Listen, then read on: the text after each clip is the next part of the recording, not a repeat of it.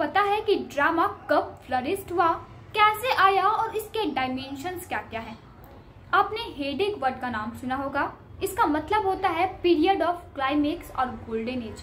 जब ड्रामा सबसे ज्यादा प्रचलित हो रहा था वो एज था एलिजाबेथन एज। इससे पहले हम ड्रामा के बारे में समझेंगे कि ड्रामा होता क्या है। ड्रामा एक आर्टिकुलेटेड स्टोरी है जहां आर्ट, एक्सप्रेशन और डिटेल्स एक्शन में प्रेजेंट किए जाते हैं। कॉन्फ्लिक्ट को ड्रामा का सोल माना जाता है और ये कॉन्फ्लिक्ट अलग अलग फॉर्म्स में हो सकते हैं। जैसे अगर ड्रामा का शुरुआत ट्रिवियल हो, कैरिकेचर यानी एक्सेजरेटेड फॉर्म में हो तो ये फार्स होता है। अगर प्ले सीरियस हो और एंडिंग हैप्पी हो तो ये कॉमेडी होता है। अगर प्ले सीरियस हो और एंडिंग अनहैप्पी हो तो ये ट्रेजेडी होता है।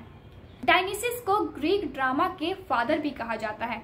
ग्रीस में प्ले एक सैक्रेड फंक्शन था और यही रोमन ड्रामा का एक ऑफशूट भी बना। अगर हम इंग्लैंड में ड्रामा के ओरिजिन की बात करें तो इसके दो डायमेंशंस है, पहला रिलीजियस और दूसरा सेक्युलर। सबसे पहले हम रिलीजियस डायमेंशंस ऑफ ड्रामा को समझते हैं। इंग्लैंड में थिएटर को चर्च के द्वारा सप्रेस कर दिया गया था और चर्च थिएटर को अपने फायदे के लिए यूज करते थे, जैसे क्रिश्चियनिटी के डॉक्ट्रिन्स को समझाने के लिए, क्योंकि बाइबल और चर्च के सर्विसेज लैटिन लैंग्वेजेस में होते थे और ये ऑफिशियल लैंग्वेज था जो कि आम लोगों के लिए समझ पाना बहुत मुश्किल होता। कुछ प्लेस ऐसे होते थे जो कि क्लर्जीमैन के द्वारा वर्नाकुलर लैंग्वेजेस में लिखे जाते थे। इसमें एक्टर्स डम शोज किया करते थे जिसे गॉस्पेल स्टोरीज कहते हैं। इसका मतलब कि ड्रामा डायलॉग लेस होता था और प्लेस को सिर्फ एक्शंस के थ्रू दिखाया जाता था। अगर हम सेक्युलर डायमेंशंस की बात करें तो इसकी शुरुआत मिडिल एज यानी 14th सेंचुरी में हुई।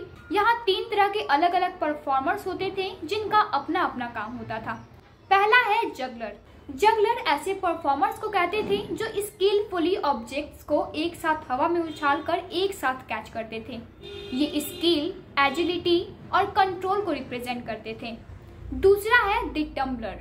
टम्बलर ऐसे परफॉर्मर होते थे जो एक्रोबेटिक्स, सोमरसॉल्ट्स, फ्लिप और जिम्नास्टिक ट्रिक्स परफॉर्म करके अपने फिजिकल स्ट्रेंथ और फ्लेक्सिबिलिटी लोगों को दिखाकर उन्हें अमेज्ड करते थे। तीसरा है जेस्टर। जेस्टर एक प्रोफेशनल फूल और क्लॉन होते थे जो किंग्स, नोबल्स को अपने सॉन्ग्स, जोक्स और विटी रिमार्क्स एंटरटेन करते थे।